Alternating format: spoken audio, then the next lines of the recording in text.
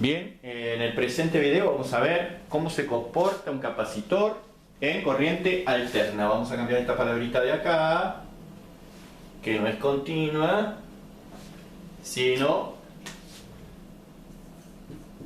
alterna. ¿De acuerdo? Muy bien.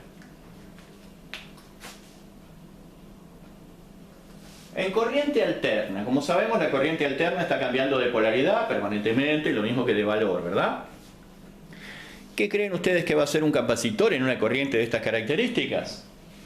Creo que es casi intuitivo que el capacitor se va a cargar y se va a descargar permanentemente.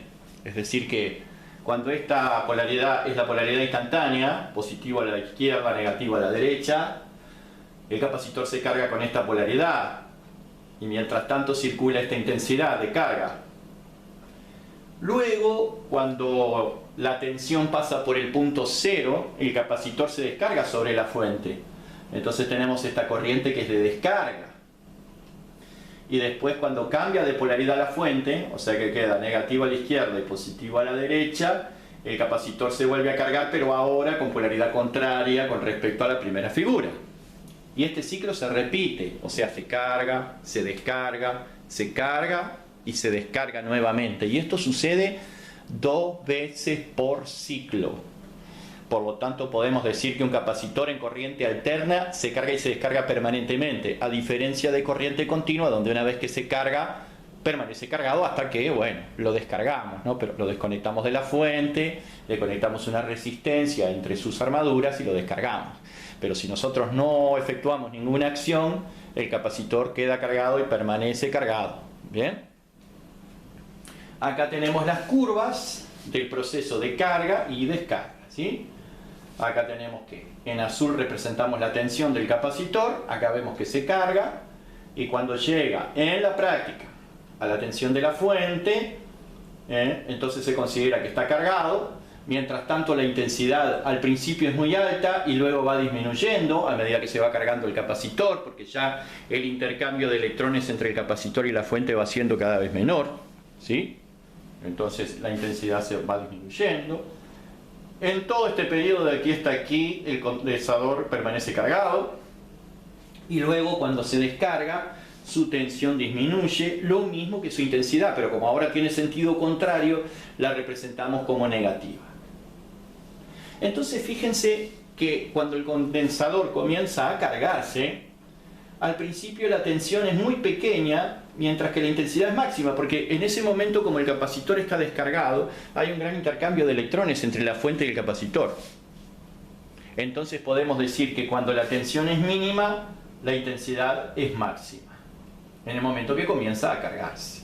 Y luego, una vez que se carga, la intensidad es mínima y la tensión es máxima. Por lo tanto, al contrario de lo que pasaba en la bobina, en el capacitor aparece la corriente, la intensidad de la corriente adelantada con respecto a la tensión. ¿Por qué? Porque cuando la tensión es mínima, la intensidad es máxima. A medida que va creciendo la tensión, la intensidad va disminuyendo y cuando llega al máximo la tensión, la intensidad vale cero. Esto parece ser una contradicción de la ley de Ohm. Sin embargo, no lo es, porque estamos trabajando con un capacitor y no con una resistencia, ¿verdad? O sea que lo que estamos expresando son tensiones de carga, intensidades de carga, tensiones e intensidades de descarga, ¿sí? Bueno, por lo tanto, aquí tenemos la tensión representada en color azul y la intensidad en color rojo. Y como ustedes pueden ver, cuando la tensión es mínima, la intensidad es máxima. Lo mismo que sucede acá. Cuando la tensión es mínima, la intensidad es máxima.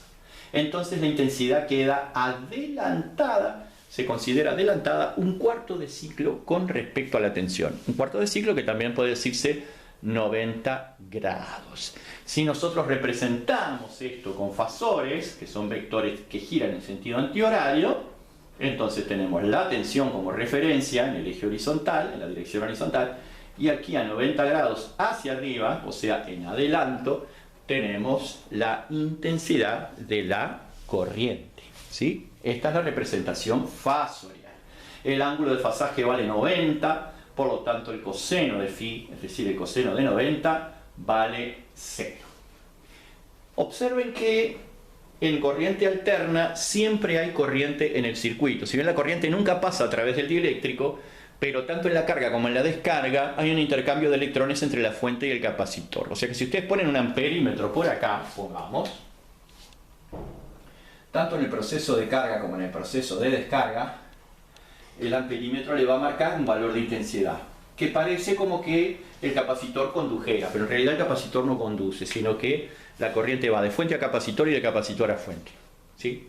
Pero ese amperímetro siempre va a estar registrando lectura, por lo tanto decimos que un capacitor en alterna vamos a tener siempre corriente en el circuito. Y la oposición que representa este capacitor a la corriente alterna se denomina reactancia capacitiva y se representa como X sub C. Y esa reactancia capacitiva, aquí tienen diferentes fórmulas según en qué valor ustedes consideren la capacidad. Si consideran la capacidad en faradios, el numerador es 1. Si consideran la capacidad en microfaradios, el numerador es 10 a la 6. Si consideran la capacidad en nanofaradios, el numerador es 10 a la 9. Y si consideran la capacidad en picofaradios, el numerador es 10 a la 12. Y recuerden que omega es 2 por pi por frecuencia, siendo tomada la frecuencia en Hz, ¿sí? O sea que cualquiera de estas fórmulas les permite calcular la reactancia capacitiva. La única diferencia va a ser el exponente al que se eleva el 10 que está en el numerador, dependiendo de la unidad en la cual ustedes tomen la capacidad. Este entonces es el comportamiento de un capacitor en corriente alterna y la explicación de por qué se comporta de ese modo.